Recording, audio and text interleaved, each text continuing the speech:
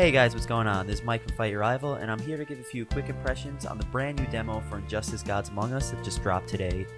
If you guys haven't checked the game out, you can download the demo right now on Xbox Live and PlayStation Network, so definitely do that if you haven't yet.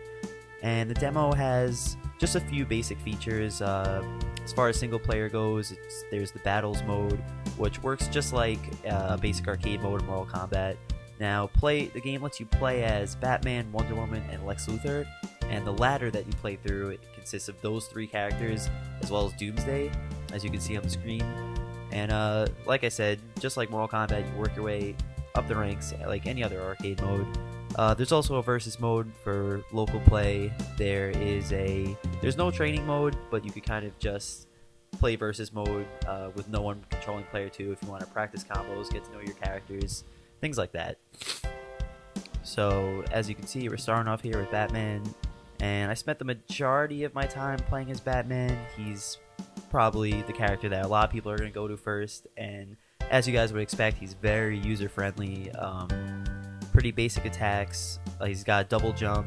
His special ability, he summons bats, which you can use as a projectile or use as an actual attack. And for the most part, I played around with all three characters. They all have most of the special moves, just like Mortal Kombat, consist of down, forward, and attack, so it's going to be very easy to pick up if you're just comfortable with fighting games and comfortable with Mortal Kombat. And my favorite feature of the demo right here is the fact that you can pin combos and moves right to the screen when you're playing. I always found, especially for 3D games and games like Mortal Kombat that have a lot of attack chains that you have to memorize, I always found that process to take a really long time to get comfortable with all those combos, all those chains, things like that. And this makes that process a whole lot easier by just being able to see everything right on the screen. Obviously, it's not something you're going to see in tournament play, but it's a great way, when you're playing story mode, when you're playing single player, or even when you're just playing with your friends, getting comfortable with the game. This is a great way to really nail your favorite character's basic moves so you can move on to the more advanced stuff. And as far as just the general feel of the game, definitely if you play MK9, you'll feel right at home. In my opinion, the game feels a little faster. Obviously, the biggest difference is things such as the hold back to block, no more block button. There's the interactive objects, which you get quite a few of on the Gotham City stage, which is the one stage in the demo. If you guys are curious about the controls, it's obviously, while the game feels like Mortal Kombat, they've done away with punches and kicks in favor of a light, medium, heavy, special type of control scheme. So I've been playing on Xbox, so it's light is X, medium is Y, heavy is A, and B is your special button, which is different for each character. With the right bumper, you can interact with background objects. You can throw with the left bumper, and you could stance change with left trigger, which was also in Mortal Kombat. I still don't really understand the point of it, but also, you press the triggers together, you get your special, just like you get your X-Ray in Mortal Kombat 9. Now, a little bit about each character. Like I said, Batman's your all-arounder. Wonder Woman, I was having a lot of fun with. She's definitely, out of the demo characters, one of the most dynamic. Her special ability, she switches between her lasso and her sword. So it can, changes her special moves, it changes her normals. So this will definitely make things interesting in combos and just being able to fight differently on the fly, really. And she has, especially with her lasso, she has really good range. So I'd actually say she's probably my favorite character out of the three so far. She's fast, she's got an air dash, which I think a lot of people like. And she just, so far, feels like an all-around good character. Lex, once again, as you expect, he's wearing his mech suit, so he's going to be one of the big grapplers of the game. Slow, does a lot of damage. His jump is very floaty. He kind of has his little jetpack rocket shoes, so his special ability is his energy shield, which lets him absorb attacks. And he also has a projectile, so he's not just going to be an in-close brawler. You can zone a little bit with him. And while Doomsday isn't playable in the game, it seems like his special ability is going to be this hardened mode, where his skin gets really thick and you can't juggle him, he just takes damage.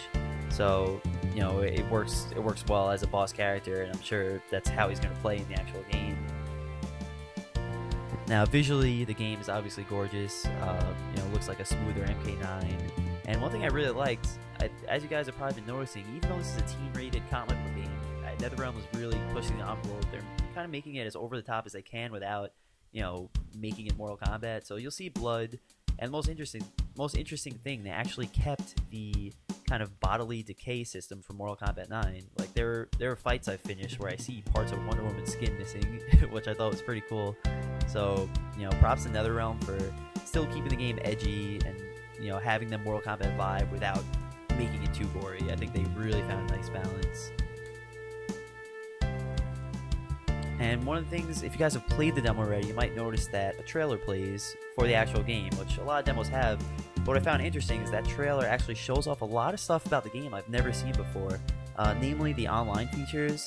If you guys don't know, the King of the Hill mode from MK9 is back, which is your basic kind of endless lobby, but it's more interactive. It's really brings the arcade feel back. And you saw a few glimpses of the online menu, which looks really cool. There's actually daily challenges, in the vein of Halo or any other first-person shooter, which things such as play as X character a certain amount of times and gain XP. So that's definitely the type of thing that a fighter needs to get casual players to take it more seriously. And who knows, it might bring a lot more players into just playing fighting games in general. And we got to see the trailer at the end of the demo. Shows off a lot of new skins that you guys might have not seen before. It also shows off a few more of the Star Labs missions, which is basically gonna be the challenge tower of this game if you guys played MK9. And I personally just can't wait for the game to drop.